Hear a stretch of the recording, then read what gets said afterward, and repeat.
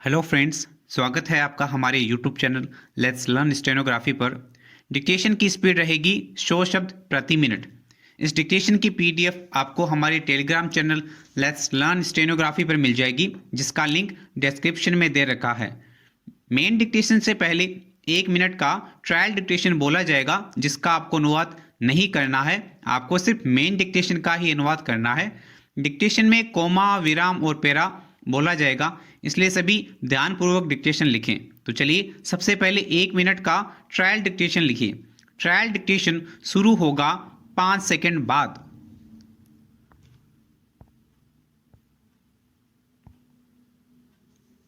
भारतीय अपराध विधि के अंतर्गत दंड प्रक्रिया संहिता 1973 के अध्याय 30 में पुनरीक्षण के संबंध में प्रावधान किए गए हैं। विराम दंड प्रक्रिया संहिता 1973 की धारा 397 के अंतर्गत उच्च न्यायालय और सेशन न्यायालय को पुनरीक्षण की शक्तियां दी हैं। विराम इस शक्ति के अधीन हाईकोर्ट या सेशन न्यायालय अपने अधीनस्थों न्यायालयों द्वारा की गई कार्यवाही के अभिलेखों को मंगवा सकता है तथा उसका परीक्षण कर सकता है। विराम इस तरह के अभिलेखों को मंगवाने के बाद अधीनस्थ न्यायालय के आदेश के निष्पादन को निलंबित भी रख सकता है। विराम पुनरीक्षण की शक्ति हाईकोर्ट तथा सेशन न्यायालय दोनों को प्राप्त होती है। कोमा यह था आपके ट्रायल डिक्टेशन। अब लिखिए मेन डिक्टेशन। मेन डिक्टेशन शुरू होगा 5 सेकंड बाद।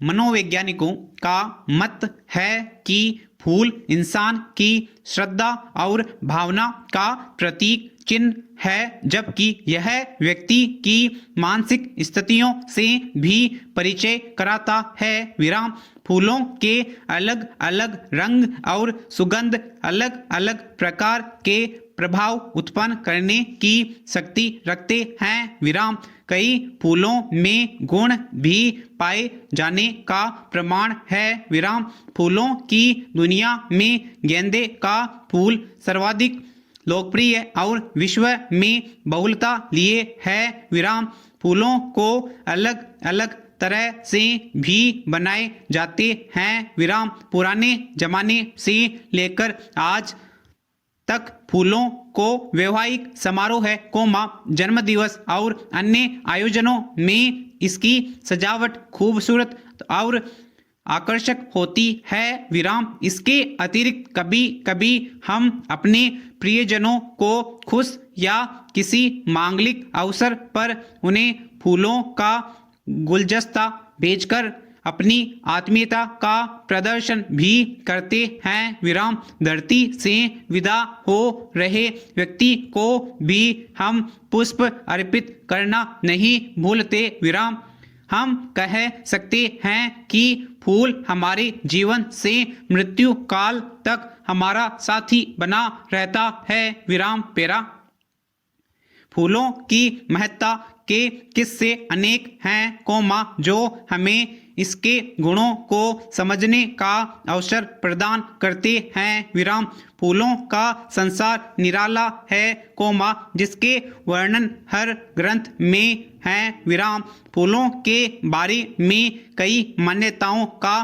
चित्रण कवि, लेखक, साहित्यकार, शायरों द्वारा किया गया है। विराम धार्मिक कृतियों में फूलों का प्रयोग पूजा और उपासना के लिए किए जाने के दैनिक दृश्य हम देखते हैं। विराम कमल का फूल तो हमारा राष्ट्रीय पुष्प है। विराम गुलाब की सुंदरता पर गद्यकारों, शायरों और कवियों ने खुलकर कलम चलाए हैं। विराम फूलों ने समाज के एक वर्ग को रोजी रोटी से युक्त निखार रखा है। विराम जो फूलों की माला, गुलदस्ते की सजावट को खर्च आय का स्रोत प्राप्त करता है। विराम कुछ लोग इसकी खेती भी करते हैं, जबकि फूल में निर्यात और आयात का इसे वैश्विक व्यापार का एक साधन भी बना दिया है। विराम। यूरोप के ऑस्ट्रिया को फूलों का देश भी कहा गया है, जहां फूलों की खेती के कुशल कामगार भारतीय भी हैं। विराम। कहा जा सकता है कि महामारी की वजह से मौजूदा एकाकीपन के दौर में मायूसी से दूर रखने के लिए हर परिवार को अपने घर के किसी कोने में अपनी पसंद के किसी फूल के पौधे रखने पर अवश्य विचार करना चाहिए, ताकि उनके जीवन में फूल अपनी कोमलता, सुगंध और रंग बिखेर सकें। विराम।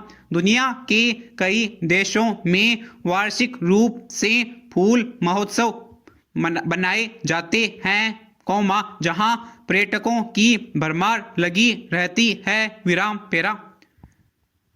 विज्ञान और प्रौद्योगिकी के क्षेत्र लगातार विकसित हो रहे हैं और यह भी लोगों, उनके विश्वासों, विचारों और उनके समग्र व्यवहार के जीवन का तरीका है। विराम। इस प्रकार विभिन्न पीढ़ियों के लोग अलग अलग व्यवहार करते हैं और उनकी अपनी स्वयं की विचारधाराएं हैं, जिन्हें जनरेशन गैप के रूप में भी जाना जाता है। विराम।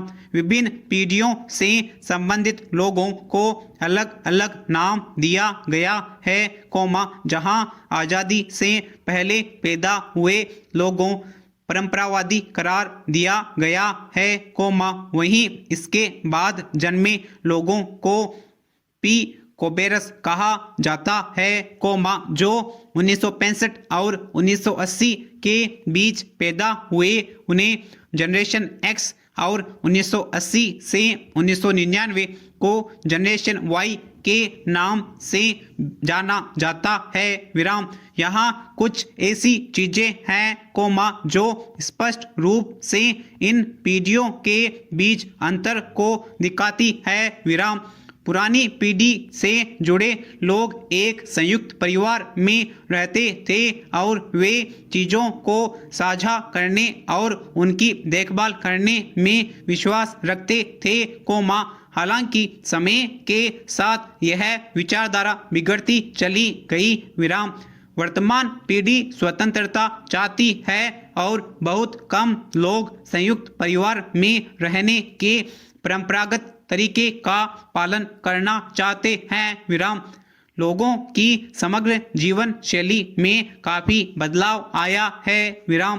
परिवार के लोगों द्वारा बोली जाने वाली हिंदी आज की हिंदी भाषा से काफी अलग है और यह बदलाव अचानक नहीं आया, यह बदलाव पीढ़ी दर पीढ़ी अस्तित्व में आया। विराम। प्रत्येक पीढ़ी अपनी भाषा की अलग पहचान बना लेती है। विराम। भाषा में इस परिवर्तन के कारण घर और साथ ही कार्यस्थल पर विभिन्न पीढ़ियों से संबंधित लोगों के बीच संचार कभी कभी मुश्किल होता है। विराम। जहां पिछली पीढ़ी के लोग बड़े बुजुर्गों से दिशा निर्देश लेने में अच्छे थे और अपने अधिकारियों के प्रति वफादार थे, वहीं इन दिनों लोग बहुत जल्दी अपने काम से ऊब जाते हैं और कुछ साल के भीतर ही अपनी नौकरी बदलने या नौकरी छोड़ने की कोशिश करते हैं। विराम। जनरेशन वाई के लोग आविष्कार करने में महारत रखते हैं और अपने अधिकारों को अपनी स्वयं की अनूठा विचार साझा द्वारा लागू करना चाहते हैं। विराम। आश्चर्य आंख बंद करके उनके दिशा निर्देश मानने के पुरानी पीढ़ियों की महिलाएं ज्यादातर घर तक ही सीमित थी, उन्हें केवल एक दासी की तरह देखा जाता था, जिन्हें घर का ख्याल रखना चाहिए, कोमा जबकि बाहर जाकर काम करना पुरुषों का काम था, कोमा हालांकि समय बदलने के साथ महिलाओं के प्रति समाज का रवैया भी बदल गया है, विराम। आज महिलाओं को अपनी पसंद के किसी भी क्षेत्र में काम करने और पुरुषों के साथ काम करने का अधिकार है, विराम पेरा। धार्मिक मान्यता के अनुसार माता पार्वती ने भगवान शिव को पति रूप में पाने के लिए इस व्रत का पालन किया था, विराम। परिणाम स्वरूप भगवान शिव ने उन्हें तप से प्रसन्न होकर उन्हें पत्नी के रूप में स्वीकार किया था, विराम। माना जाता है कि सावन शुक्ल तृतीया के दिन माता पार्वती ने 100 वर्षों के तप के उपरांत भगवान शिव को पति के रूप में पाया था, विराम। इसी मान्यता के अनुसार स्त्रियां माता पार्वती का पूजन करती हैं, विराम। तीज पर मेहंदी लगाने, कोमा चूड़ियां पहनने, कोमा झूला झूलने तथा लोक गीतों को गाने का विशेष महत्व है, विराम। तीज के त्योहार वाले दिन खुले स्थानों पर बड़े बड़े वृक्षों की शाखाओं पर, कोमा घर की छत के कड़े या बरामदे के कड़ों में झूले लगाए जाते हैं, कोमा जिन पर स्त्रियां झूला झूलती हैं, विराम। हरियाली तीज के दिन अनेक स्थानों पर मेले का भी आयोजन होता है, विराम। तीज का त्योहार भारत के कोने कोने में मनाया जाने वाला एक महत्वपूर्ण त्योहार है, विराम। यह त्योहार भारत के उत्तरी क्षेत्र में हर्षोल्लास के साथ मनाया जाता है, विराम। सावन का आगमन भी इस त्योहार के आने की आहट सुनाने लगता है, विराम। समस्त सृष्टि सावन के अद्भुत सौंदर्य में भीगी हुई सी नजर आती है, विराम। यह त्योहार मुख्यतः स्त्रियों का त्योहार माना जाता है, विराम। समाप्त।